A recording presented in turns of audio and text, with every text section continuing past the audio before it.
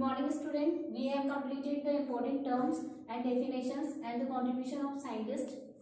Along with this, we have completed the biotic factor and abiotic factor. What are these and example of these factors? So, what are biotic factors? The factors that have life are known as biotic factor, such as microorganisms, plants, and animals. And what are abiotic factors that do not have life, such as temperature, humidity, rainfall, radiations, energy, etc. Now we will discuss major abiotic factor in detail. So first abiotic factor is temperature. What is temperature? The temperature is a condition that determines the flow of heat energy from one substance to another. What is temperature? The temperature is a condition that determines the flow of heat energy from one substance to another. हम जब छोटे थे तब पढ़ते थे what is temperature, the degree of hotness and coldness is known as temperature. ठीक है, अभी भी वही है, लेकिन यहाँ पर डेफिनेशन क्या कह रही है? टेम्परेचर वो कंडीशन है जो कि किसी सब्सटेंस में एनर्जी फ्लो का ट्रांसमिशन डिटरमाइन करता है. ठीक है ना, कैसे एक सब्सटेंस से दूसरे सब्सटेंस में एनर्जी का ट्रांसमिशन हो रहा है, it is determined by temperature. So that is temperature. अब हम पढ़ेंगे effect of temperature on plants. ठीक है, हम ये भी पढ़ेंगे एनिमल्स पर, ऑर्गेनिजम्स पर क्या इफेक्ट होता है. लेकिन फर्स्ट हम स्टार्ट कहाँ से करेंगे? Effect of temperature on plants. So first effect of the temperature on plants and distribution. Effect of temperature and categorisation of plant. दोनों ही प्लांट से रिलेटेड है, इन दोनों पर इफेक्ट पढ़ना है. फर्स्ट पॉइंट में हम क्या पढ़ेंगे? प्लांट डिस्ट्रीब्यूशन पर टेम्परेचर का क्या इफेक्ट है. दूसरे में हम पढ़ेंगे कि on the basis of effect of temperature plant की कितनी कैटेगरीज हैं. ठीक है,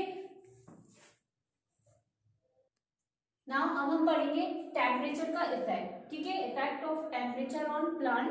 फर्स्ट इसमें पढ़ेंगे प्लांट्स के डिस्ट्रीब्यूशन पर टेम्परेचर का क्या इफेक्ट होता है. ठीक है ना, तो इस चीज को पढ़ने से पहले हमें दो चीजें मालूम होनी चाहिए.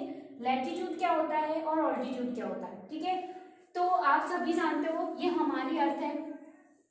ठीक है, अर्थ पर एक लाइन, एक इमेजिनरी लाइन होती है, इसको हम क्या बोलते हैं?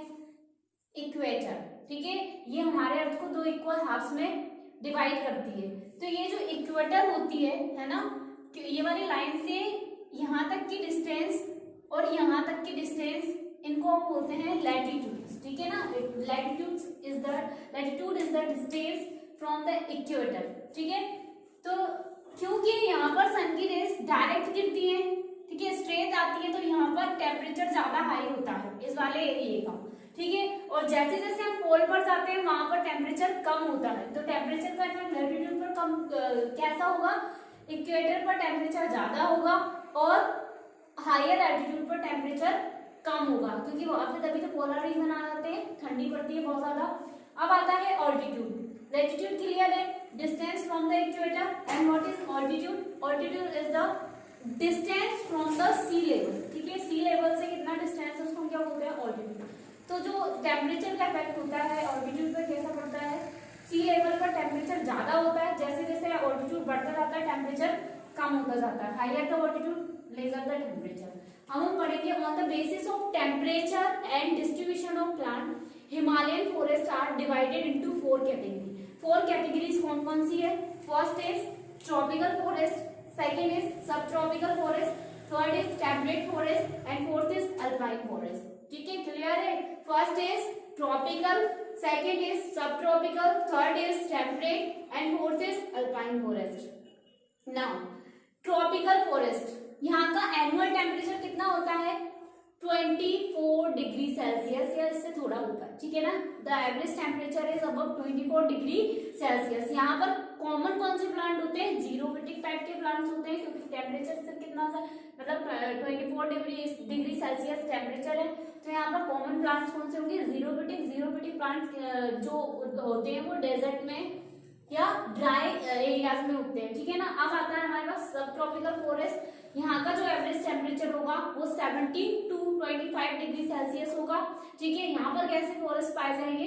Dry and evergreen forest. ठीक है, सूखे या फिर जो हमेशा कैसे होते हैं, जिनमें हमेशा हरियाली रहती है, वो वाले फॉरेस्ट. ठीक है ना, evergreen forest. Now temperate forest, the average temperature is 7 degree to 17 degree Celsius and conifers are common. कौन से प्लांट कॉमन होते हैं यहाँ पर? कॉनिफर, जिनमें कौन वाले को, जिनको हिंदी में बोलते हैं शंकुधारी प्लांट। अगर हम पोलर रीजन्स में देखें तो ऐसे ही प्लांट्स लगते हैं ना, ऐसे वाले, ठीक है, इनको बोलते हैं, ताकि बर्फ आए और इन पर फिसल के नीचे चल जाए। इनका एक तरह से क्या होता है? अडप्टेशन होता है, ठीक है ना।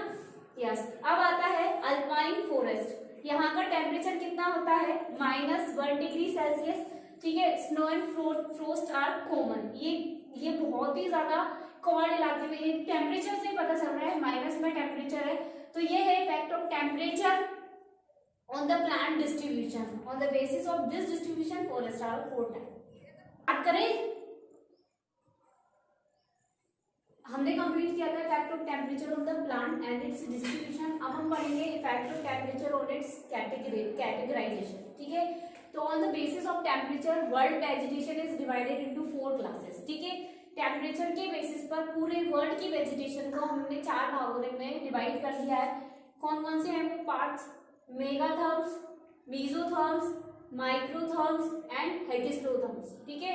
तो फर्स्ट है मेगाथर्म। ये कौन से प्लांट होते हैं? जिनको पूरे साल, ठीक है, require high temperature through out the year. पूरे साल इनको कैसा टेम्परेचर चाहिए? High temperature. फॉर एग्जाम्पल है ट्रॉपिकल रेन फॉरेस्ट, ठीक है ना।